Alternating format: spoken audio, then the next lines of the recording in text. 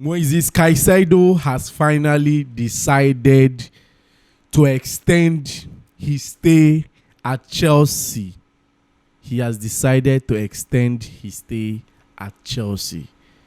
I never knew that there are players in Chelsea that have decided to be dedicated, that have decided to say, you see this club, we go nowhere.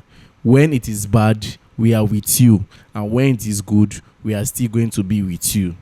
So Caicedo is going to be staying with Chelsea for another longer year. And this time around, is going to be up to 2033. That's his contract extension. 2 more years. That's 2 more years added to the ones he has already to his contract to extend it to 2033.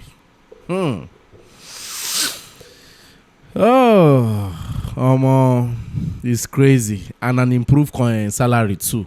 Definitely an improved salary. It's a good one. I never saw this coming. I never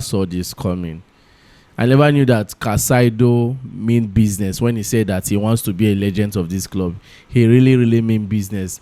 And I just pray that him staying at Chelsea will really bear fruit for him. You understand? In the sense that he will win trophies, will win awards, he will be nominated in the Ballon d'Or, different things that will make his name reign, even when he stopped playing football. You understand? So it's a welcome development, and also it's a good news. I've been seeing a lot of Chelsea fans typing proper Chelsea. I know that this kind of thing now they like proper Chelsea. What the truth be say, what if Enzo can't sign his own now? Can't accept, and I go still call him proper Chelsea, and I go just say because of no. The truth is football. Everybody have their own way of thinking. Everybody know what they want to achieve. Get people who want just enter this football, say now money then come for. Get people who be say even in as much as they make the money for football, they still want to make it name too, so that tomorrow too, now their name fees they speak for them. If somebody like Ronaldo retired now his name go they speak for him. Ronaldo CR7 as a whole now brand. Come rain, come sun, whether they play or they play, Ronaldo entirely is a brand. Do you understand? So everybody get waiting they want for themselves for this life when it comes to football. So I'm very happy for Caicedo. So Caicedo is going to be staying with Chelsea till June 2033. So let that sink into your head. June 2033. Ifa. So it's going to be a long ride. And not only that, not only Caicedo, we also heard that Levi Colwill also will be extending his own deal. To 2033.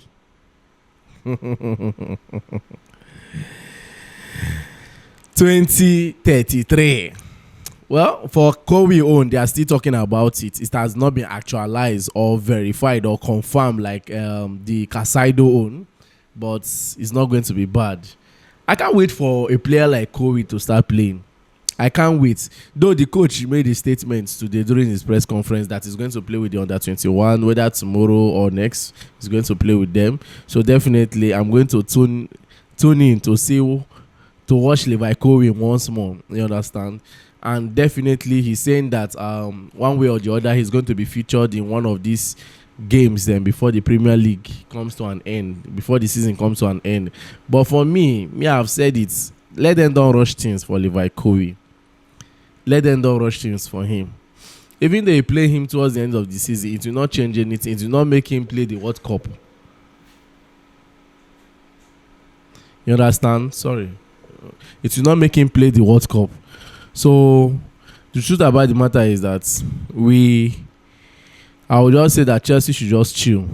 You understand? Chelsea should just chill and just allow that young man to be properly fit. We know what Colwill can give to us. We know what he can do. You understand? And also, this thing that Chelsea talked about, signing players, experienced players,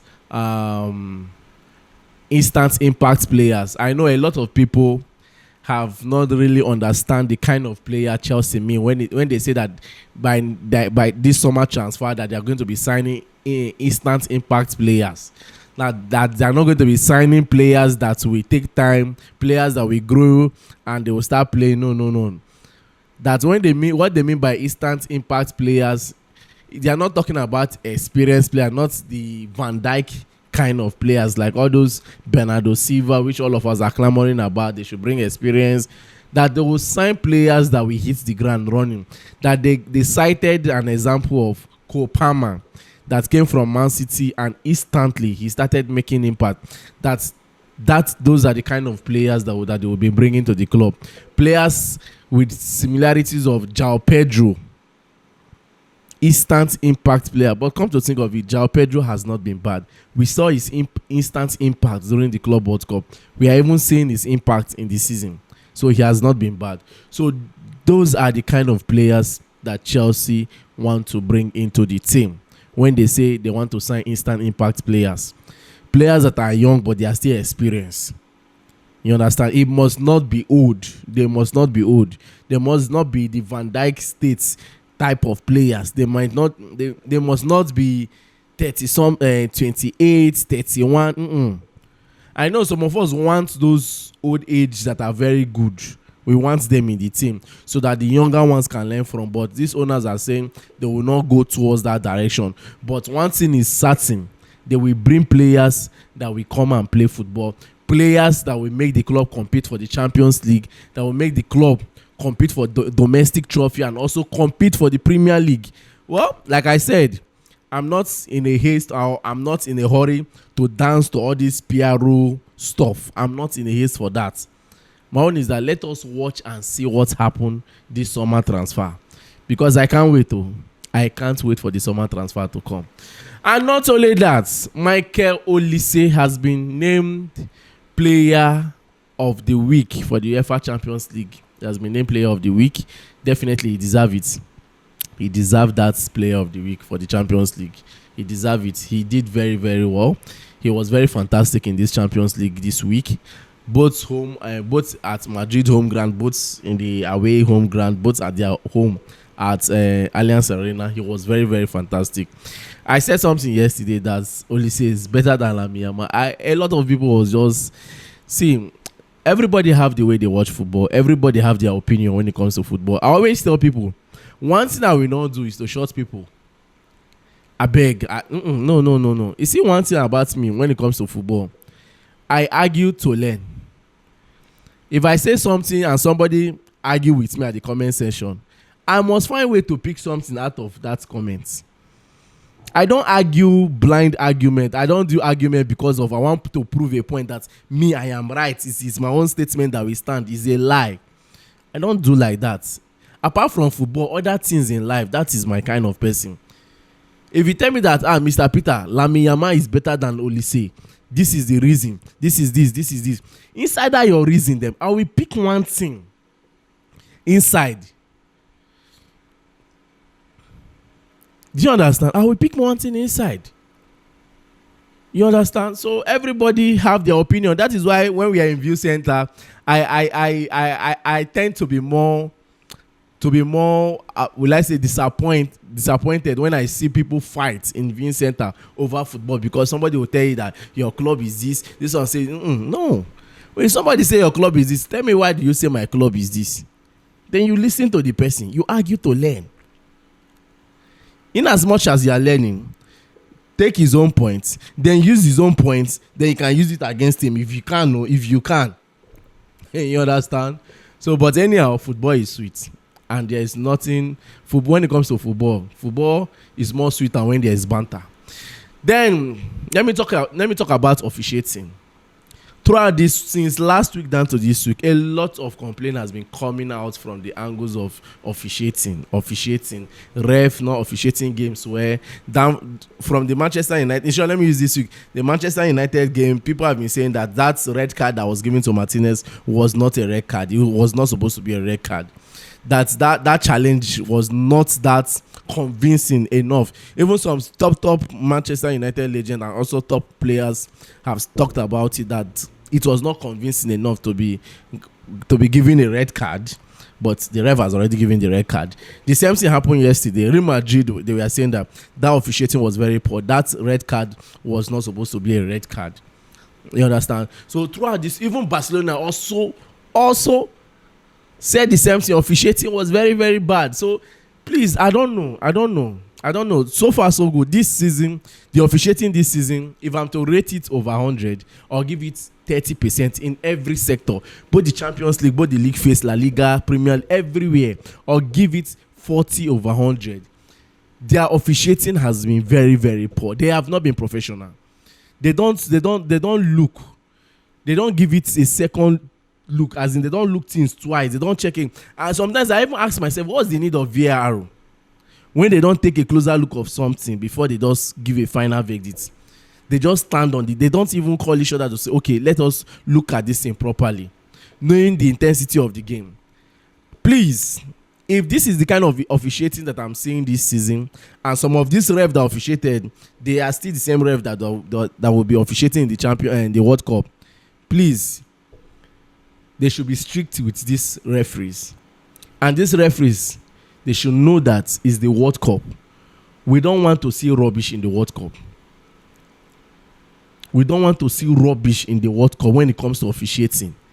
We don't want to see a one-sided officiating. Whatever they are going to do, whatever decision that they are going to take, let it be worth it. Let them don't take decision because of their ref. They just feel like want to take decision. Look at the situation properly before you take decision. So far, so good. If you go on Twitter, that is what is trending. Officiating is poor. Owners are complaining. Coach are complaining. Players are complaining. Officiating is poor. Please, we can do better. You people can do better. But so far, so good.